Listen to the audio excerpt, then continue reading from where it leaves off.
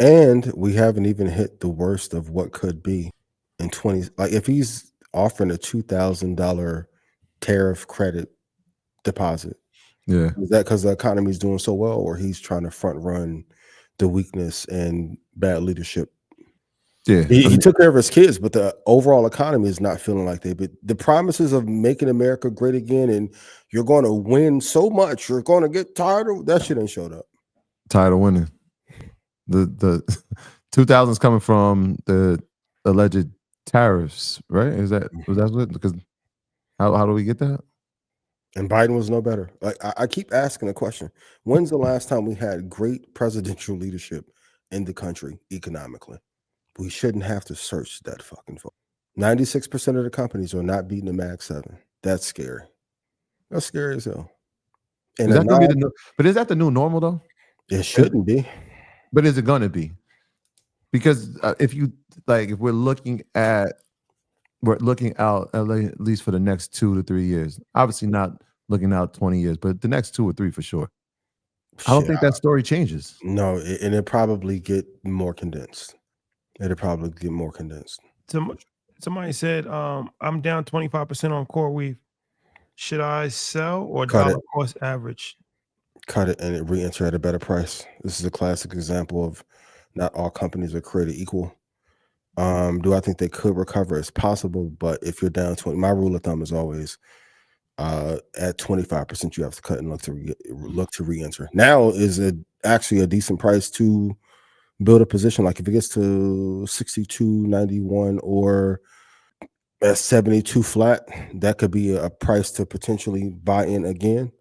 But if you're down 25%, you're at a critical level financially. Yeah, Corey. Yeah, we've been talking about it since we saw it, right? Like we in March when we saw it, we've been talking about it. It's still it hasn't been able to shake the idea of the depreciating asset for me. Mm-mm. Right, like if you're getting and when I'm saying the depreciating asset, I'm speaking about the GPUs, right? Because they're leasing those out for the compute out for those, but it's always the older model. Mm-hmm. And so as Nvidia makes newer models, they give out they rent or lease out the lower models to CoreWeave, which rents it out to clients. And so at what price do you get it matters. Obviously, Nvidia has ownership in it. That debt structure, I don't know.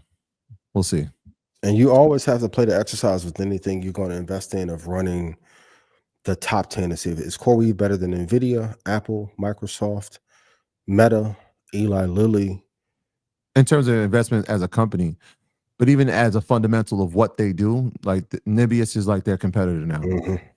So Nibius is doing something very similar to what there isn't really a moat for that business structure, which Mm-hmm. means that if Nibius can do it and CoreWeave has done it, and they obviously a partner with Nvidia, who stops the next company to saying, you know what, Broadcom's gonna be our partner. Mm-hmm.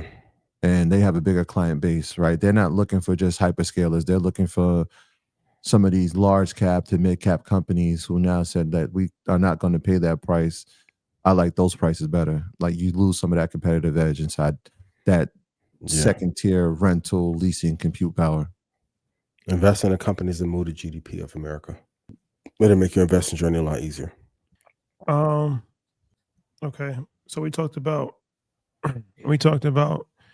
one healthcare stock that has done extremely well as far as Eli Lilly, Mm-hmm. but Novo has going in the opposite direction.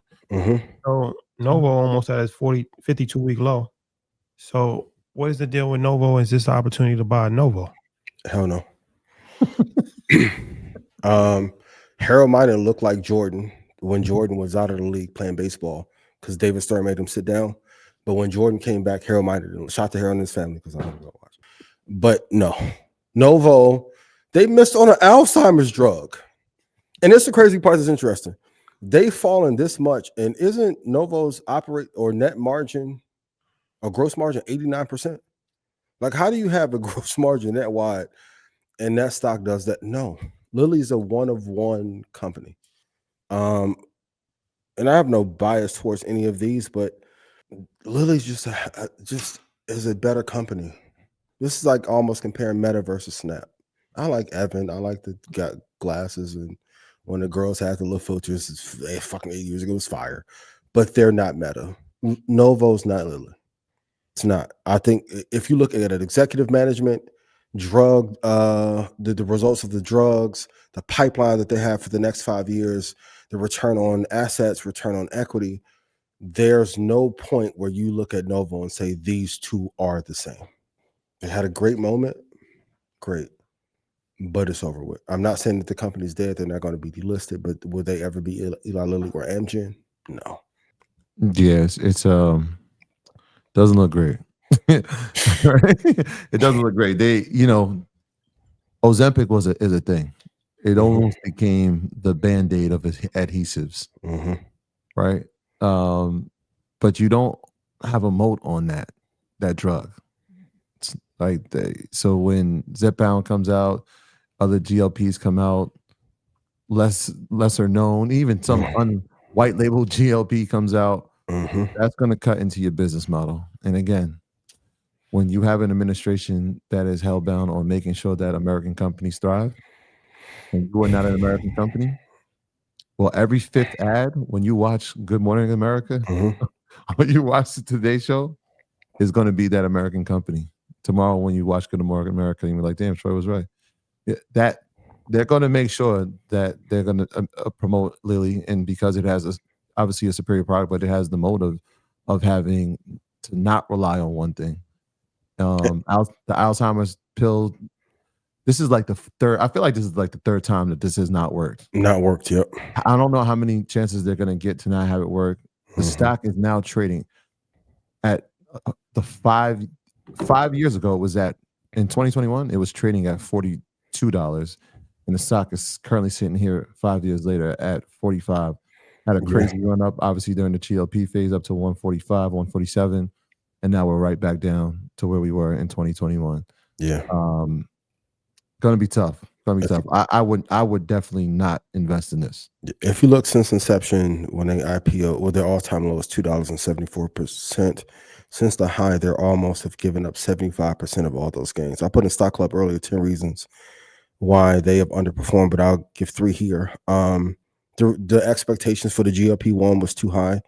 The manufacturing bottlenecks and capacity limits were another issue, and then also too, like outside of Lilly, the weight loss drug cycle of boom and bust has always been a short cycle of wins and extreme losses. Like if you go back to the ally drug, like this category of weight loss drugs has always had some issues, whether it was with ephedrine or heart issues or gut issues. This isn't a sustainable product line that will work long enough to allow you to build a business around it to be able to be okay. No. And then weight loss slows after 1 to 2 years. So in the best case scenario, after 2 years, it's the end of the product cycle. So the lifetime customer value is lower than every other competitor that you have for other drugs that are doing incredibly well. Like Lilly is damn near the NVIDIA of healthcare. You're fighting a monster that cannot be defeated. Yeah, this might not be one of those situations where number 2 is actually a good thing. They already announced that they're trying to get GLPs to be a part of healthcare plans. They've already, we talked about this a few weeks ago. They're dropping the price cost over the first 6 months. Right. They're trying to do all the things. I think when you have pill form, because that's the thing, right? Like who gets to the GLP pill first? And when you have a pill form fail for a different drug, well, that puts that red flag. Hey, this is another pill that has failed for them. That's failed for them. Who will get to it first? My assumption would probably be Lilly gets to the pill form first, and that changes a lot of things. And if they can get the right price, obviously put that as part of people's healthcare plans. Yeah. And I said this on Stock Club too. Like Amgen is probably 4 times better than Novo too. Like Stryker is better than Novo. But if I just go through the healthcare space, there's a lot of companies that are way better than Novo. You can argue Hims is probably a better business than Novo. And they've had some price concessions as well over the last year. It's just the wrong model. This reminds me of like Moderna. They had a great seasonal run, but you built no other business. They tried the Alzheimer's thing, like we said, but it has not been sustainable.